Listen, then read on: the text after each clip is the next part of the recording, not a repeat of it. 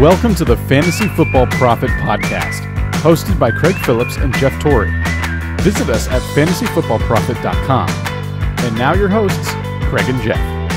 Welcome everyone to the Fantasy Football Prophet podcast. I'm Craig Phillips, joined as always by Jeff Torrey, and today we got a little instant reaction to the Giants-Eagles game that just ended.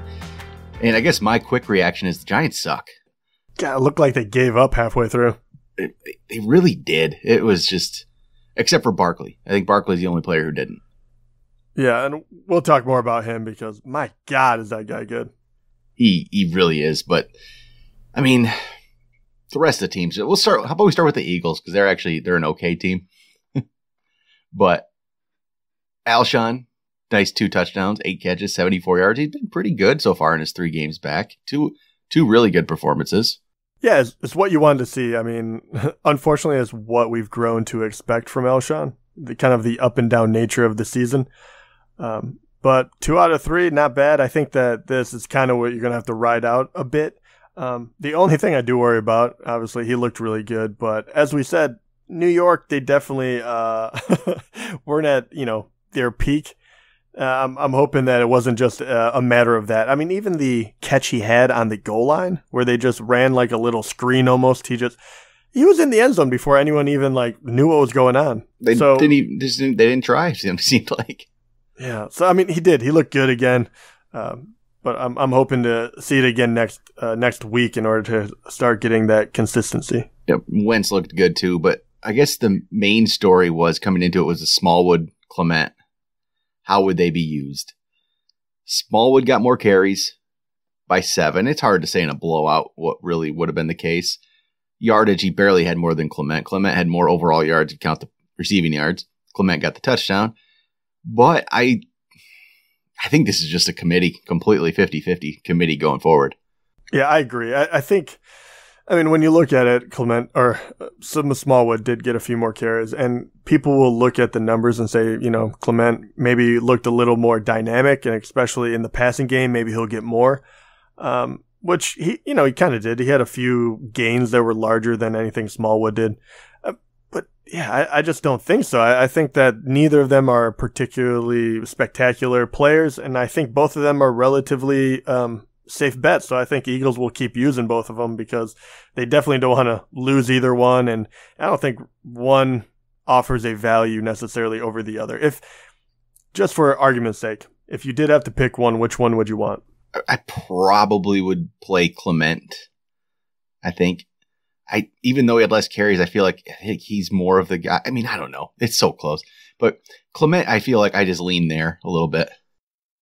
Yeah, I wouldn't know which way I leaned, but the fact that Clement got a 1-yard run for a touchdown, it's so they're not even afraid to use him around the goal line. I don't think that anyone has that role. He looked a little better in the passing game, so I leaned this way this game. But I agree with you. I think it's almost impossible to tell. I would be hard pressed to start either of them. And then Ertz just had a decent game, got the touchdown to make it even more worthwhile. So yardage wasn't really there, but in PPR, he got the catches. So he's just fine outing. Nothing spectacular, but good enough, especially at the tight end position these days, where his 10.3 in standard gets it done. Yeah. It's just a safe bet. The fact that he had 9 targets, it's a buoy. So he's good. And it was a blowout, so you don't really have to use those guys down the stretch. Well, and then the Giants. All right, now the fun stuff. Okay, Saquon, the guy is just ridiculously good. He's 28.9 in standard. So he had 9 catches. So what? 37.9. Yeah, 37.9 in PPR tonight. He just keeps getting it done.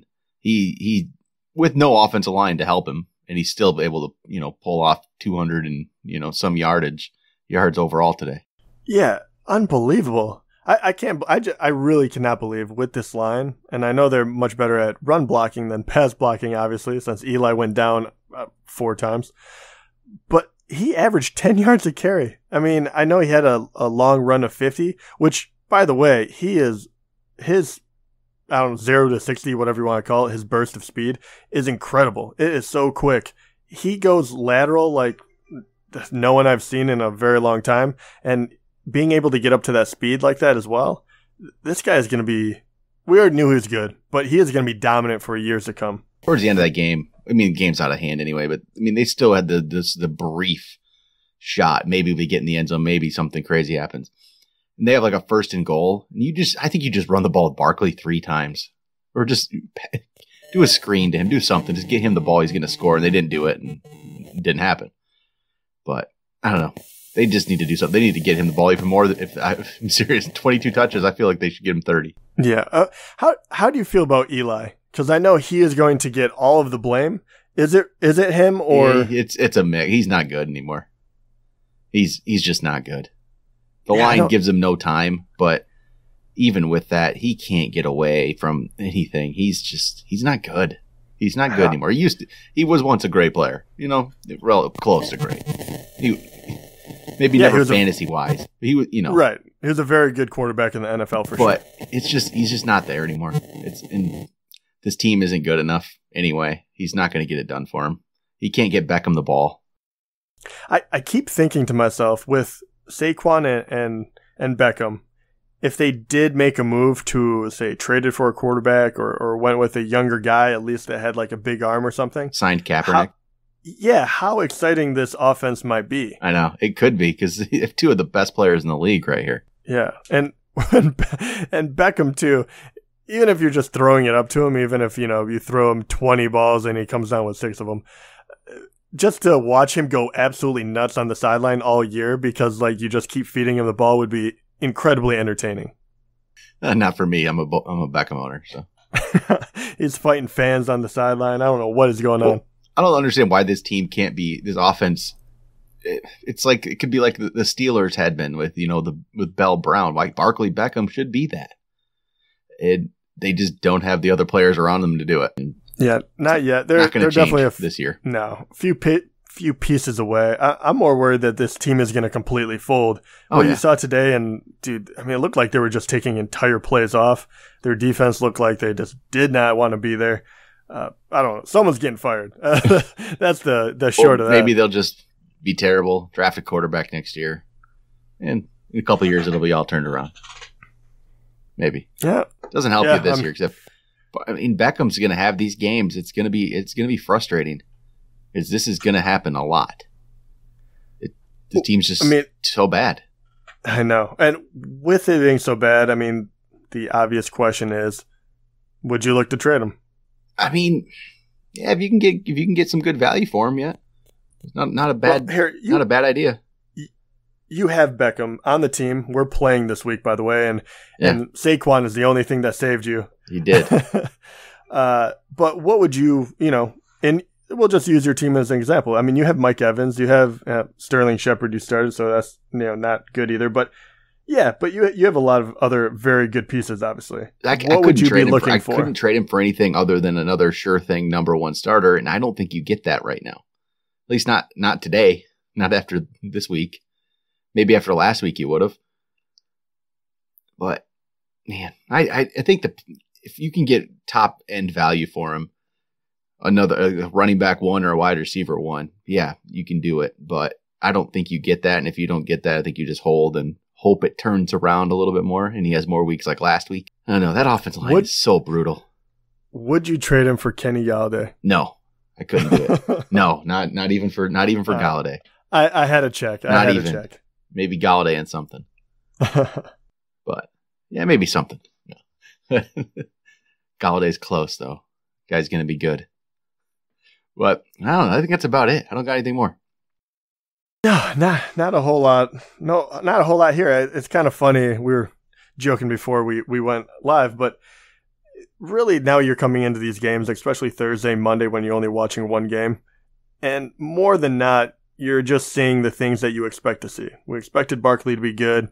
We expected, Eli to struggle at times. Wentz to Jeffrey. Ertz gets a lot of targets. The only thing that really was a surprise was, hey, Beckham only got 44 yards.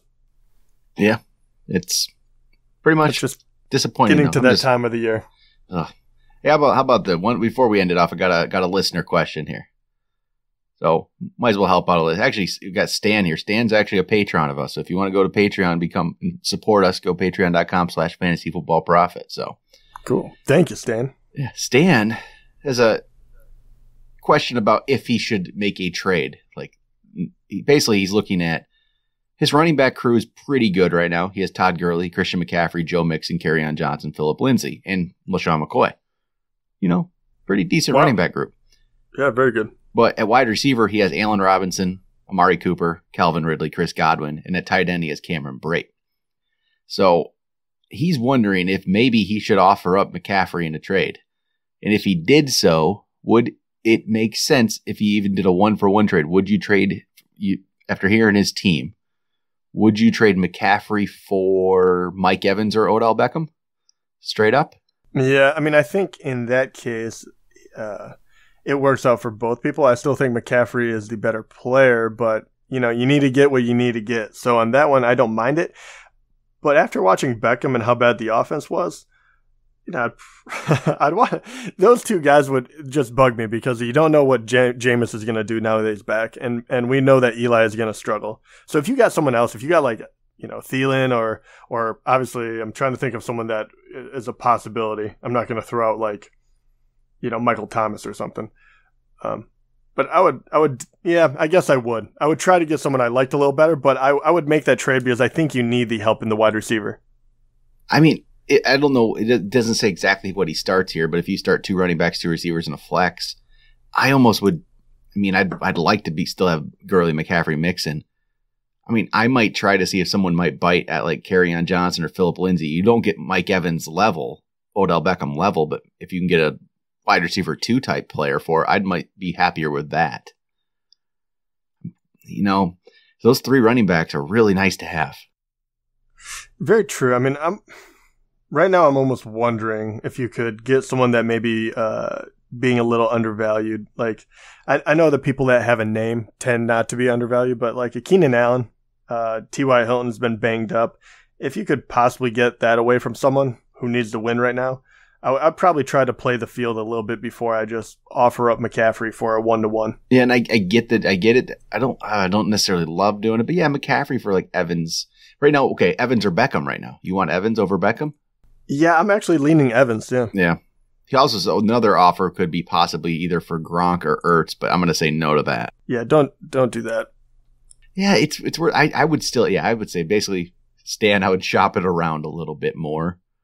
Just to see if there's something maybe you can get for one of those lower level running backs, Johnson or Lindsay. Maybe you get something else, boost your team a little bit, get more little sure thing. Shoot, I would even. I mean, this is a 0.5 PPR. Yeah, you could trade if you could trade a Kerryon Johnson for a lower level wide receiver. Even would you do it for I think this could upgrade his team if you trade a Kerryon Johnson for a Jarvis Landry, something like that, where boost your wide receivers a little bit and you trade a player that you're not starting. Yeah, I have no issue with that whatsoever. I mean, I think Landry has some upside still too with, Baker keeps getting better.